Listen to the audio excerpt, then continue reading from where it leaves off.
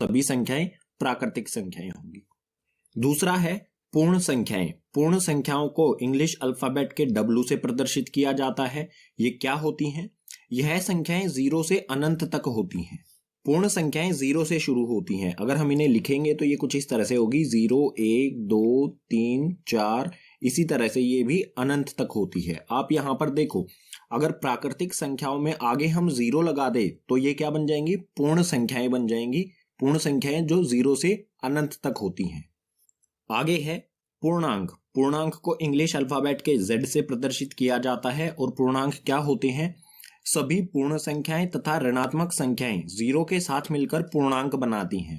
पूर्णांक में सभी पूर्ण संख्याएं आ जाती हैं, धनात्मक और ऋणात्मक दोनों संख्याएं आ जाती हैं, और 0 भी आ जाता है। अगर हम इनको लिखेंगे तो ये कुछ इस प्रकार से होगा, बीच में आएगा यहाँ पर 0, इस तरफ बढ़ेंगे तो यहाँ पर आएगा 1, 2, 3, 4 और ऐसे ही अनंत तक। और बाईं ओर यानी कि लेफ्ट साइड में अगर हम आएंगे तो ये आएगा -1, उसके बाद -2, उसके बाद -3, इसी तरफ भी अनंत में, दोनों तरफ अनंत होगा। 0 के इस साइड भी अनंत तक और 0 के इस साइड भी अनंत तक होगा। ये ऋणात्मक होंगी और इस तरफ धनात्मक होंगी। पूर्णांक जो है वो दो तरह के होते हैं। धनात्मक पूर्णांक जो कि जमा वाले होते हैं, 0 से राइट साइड में यानी कि दाईं तरफ होते हैं, और ऋणात्मक पूर्णांक जो कि 0 से बाईं तरफ यानी कि लेफ्ट साइड में होते हैं। घटा वालों को कहा जाता है ऋणात्मक, और जमा वाले जो पूर्णांक है उन्हें कहा जाता है धनात्मक पूर्णांक। संख्याओं के प्रकार में आगे है अभाज्य संख्याएं। अभाज्य संख्याएं क्या होती हैं? एक से बड़ी वे प्राकृतिक संख्याएं जो एक या स्वयं के अलावा किसी और से विभाजित न हो।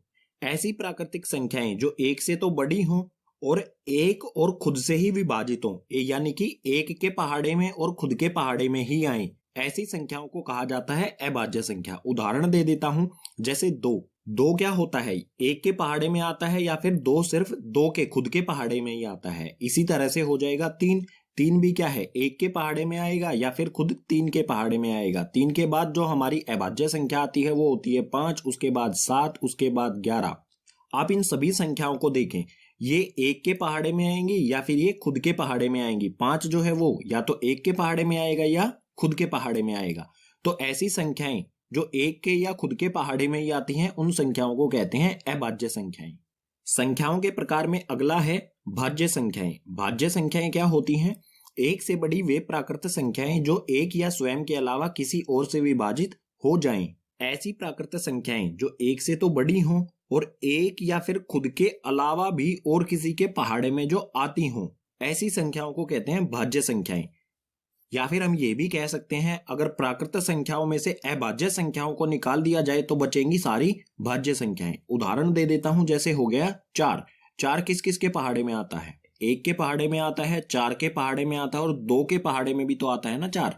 तो इसके क्या हो गए? 2 से ज्यादा अगर गुणनखंड हो जाए ना तो उसे कहेंगे हम भाज्य संख्याएं। 2 के पहाड़े में भी आता है ये, तो ये हो गई भाज्य संख्याएं।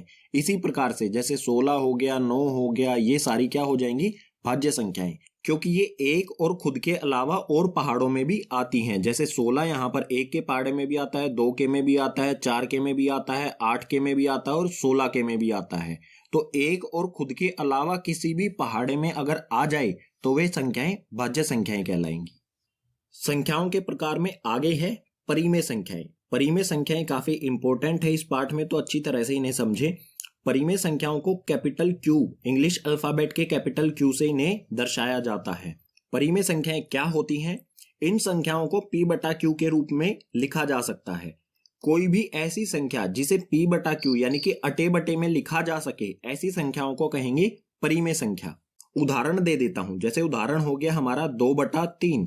इसको हम किस तरह से लिख सकते हैं? P/Q यानी कि अटे बटे में हम इन्हें लिख सकते हैं, भिन्न के रूप में हम इन्हें लिख सकते हैं। ऐसी संख्या जिसे भिन्न के रूप में लिखा जा सके वो सभी परिमेय संख्या कहलाएंगी। इसी प्रकार से 1/2 हो गया परिमेय संख्या। बहुत सारी संख्याएं जो भी भिन्न होगा उसे हम परिमेय संख्या कह सकते हैं। इसके बाद है अपरिमेय संख्याएं। अपरिमेय संख्याएं कौन सी होती हैं? वे संख्याएं जिन्हें P/Q के रूप में नहीं लिखा जा सकता।